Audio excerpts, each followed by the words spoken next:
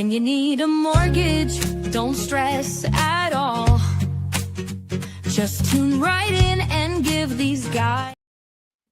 Good morning, YouTube. Today is Tuesday, January 27th, and mark it on the calendar. We made it through Snowmageddon 2026.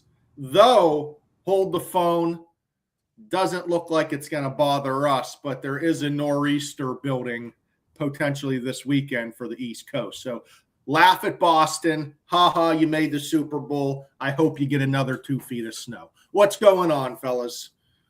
What's up, guys? What's happening? I'm glad we made it through. At this point, honestly, I'm just like, bring it on. Let's just stay inside until President's Day and have it all melt and it'll be springtime. Yeah, I mean, we're back to winters here in Pittsburgh. They thought they were gone. You used to be able to golf in December there for a couple years, and we're back. Anthony's happier than a pig in poop, and he got all the snow that he wanted.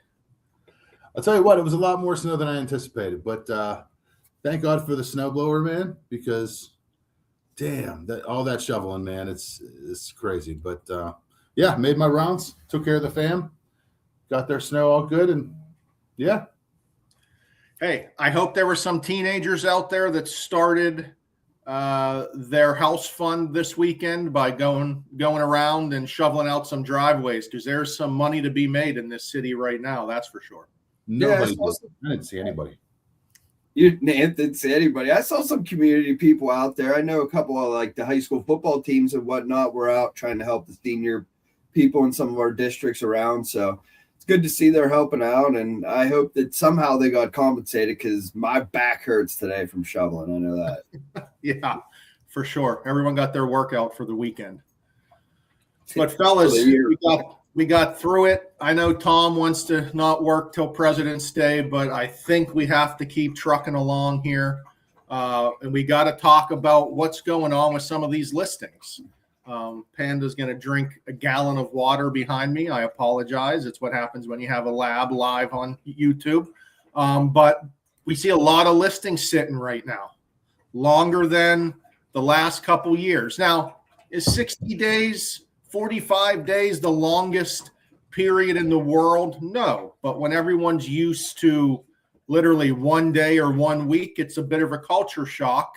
And we're seeing agents get a little excited if it's sitting a little longer, and sellers get a little worked up and want to know what's going on. But frankly, I think it's just the market we're in right now, guys. Yeah, I think we're seeing a little bit of normalcy and some give and take from both sides. It's not one side just completely winning anymore. We have the buyers actually getting some deals in certain areas and certain homes. So overall, I've been seeing, a pretty fair market. If you want me to be honest, yes, there are great homes out there.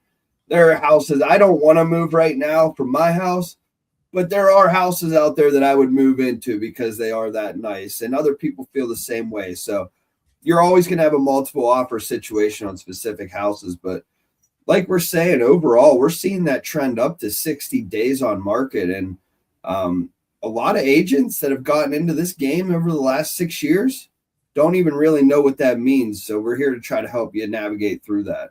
Yep. And Anth, we say it all the time. If you want to be a little bit more unique, you want to work in this market. I know price is a lot to listing agents, and big misconception. Oh, loan officers are only here to help buyers and buyers agents.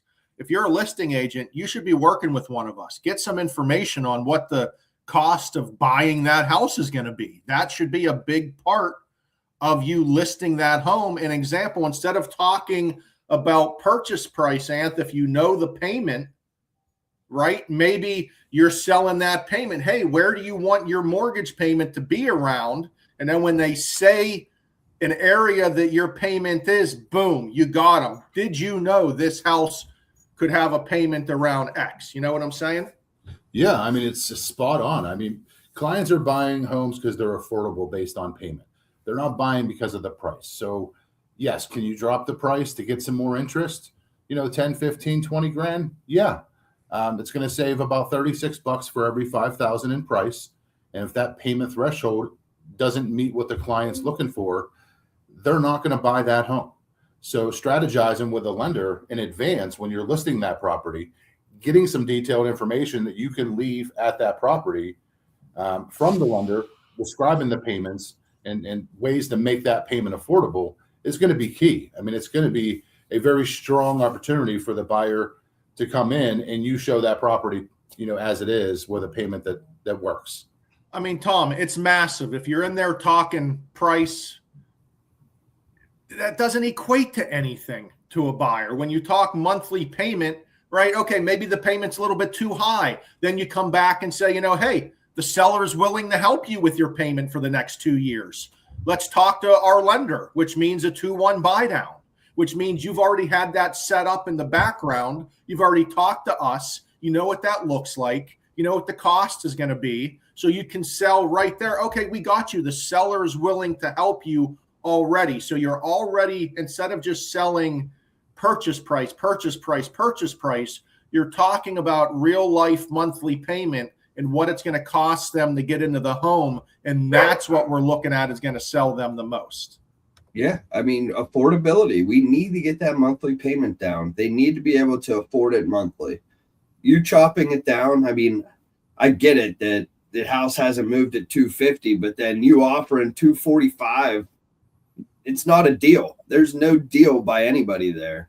I mean, the seller feels like they're $5,000 shorted.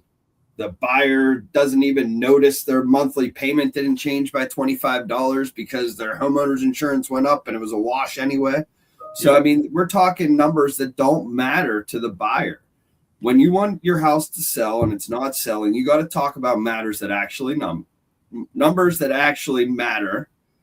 And that is the monthly payment. The monthly payment actually matters. The only time the monthly payment does not actually matter is if you have enough cash to buy it and you don't have a monthly payment. That's the only time the monthly payment does not matter, is when you don't have one at all. And we don't need to be pre-negotiating. We don't need to have everything lined up when the house is listed, but you can use some verbiage, Anth, in the MLS or when you're talking to other agents, such as ask how seller assistance can prove affordability. Don't be quoting specific interest rates. Don't be promising a dollar amount of savings that you're not sure on because you haven't talked to a lender, but say things rather like seller open to buyer closing cost assistance, things like that. Yeah, I mean, those are going to be terms that buyers are going to understand. Hey, this seller's willing to help me, buy this home and make it more affordable. I mean, a seller open to buyer closing cost assistance. There's so many things a buyer can do with that closing cost assistance. Buy down the rate, do a temporary buy down, buy out PMI. I mean, there's so many things on the financing end that need to be provided by a financial company or a mortgage advisor, loan officer. A real estate agent can't do that on their end, but we can. So that's why we always stress team up with your loan officer or your lender you work with and get this material, get this information so that it helps you list and sell this property faster and better. Yeah. And as you educate your seller on exactly what seller assistance is, which I would do sooner than later because it's becoming very common, also educate them on the different loan types and what that means. Because now if you have a property that you don't see any FHA conditions in your professional opinion, now you can advertise that. Is a FHA eligible property, easier to entry home ownership, lower cash to close. That's when you work with us, get some marketing out there. You can even advertise that the home qualifies for seller assistance that can help your upfront or monthly payments. Guys, all homes that get a mortgage qualify for seller assistance. It's just how you market it. Yeah. And I mean, the number one comeback or rebuttal that I hear on that all the time is like, it doesn't change anything in the MLS. And the MLS is not the only place to market a home. You're allowed to market a home a bunch of different places. So you putting those different numbers out there to different people and showing them. And again, social media is not the only place to market as well. I mean, there are people that are not on social media that still like to buy homes. So I mean, you are able to market that these houses have seller's assistance, and it could be a drawing or talking point to a buyer that you would have never had before because you put it out there. They're asking questions. You're allowed to market to anybody. You don't have to just market on the MLS. And when you advertise with us, because we're a loan officer licensed and allowed to talk about rates, fees, points, and other mortgage-related items, now it opens up your whole advertising playbook there that we can help you get the house sold. So we just really want to get that misconception that, oh, we're only here to work for buyer's agents. We feel it's very important, especially in a market that is tightening up, that if you're a listing agent, I mean, pre-offer huddle still, we're happy, to help out. If you have a buyer that you're not confident with on a pre-approval, it's what we're here for, right? Yeah. I mean, we talk about it all the time. The pre-offer huddle is very important. I mean, the pre-approval letter is only going to give so much. Once you're actually nailing down that offer, include the lender, include the loan officer in that offer experience, because there might be a better way that the buyer can make this home affordable and have a strong offer that you're putting in, instead of just saying, okay, well, we have to do this, or we have to go in over asking price if you're asking for assistance. That might not be the best option for them. Yes, they're raising their monthly payment. There's things that the lender has to be involved in. It makes it tough when the offer gets accepted and that conversation has not been had during a pre-offer huddle. And then now we're putting the pieces together for the client to try to make it work after the fact. It makes it a little harder. Yeah. And when the buyer and seller has the whole team working for them, that's when they're going to get the best experience. When they got a great title company, when they got a great lender, great realtor, that's when they're like, oh my God, this was great. This was amazing. I will recommend all of you. It's when one of them, and that's why it's so important to have a solid team, doesn't hold up their end of the bargain, it just really upsets the apple cart and you have a problem. Yeah. And that's why we're all team players. We're all sports guys on here. We get the team aspect and we want to be a part of it. Yep. So give us a call. We are here. We made it through. The snow will melt in a few months, I guess, but not soon. You know what? Now's a great time to make sure that house if it can stand up in these conditions, you're going to have, easy peasy time from here on out. Yeah. A wolf won't be able to blow it over if it's up still standing next week. So you're good. That's true. That's true. So stay warm. Give us a call and we will see you guys at the end of the week. Later, boys. Later.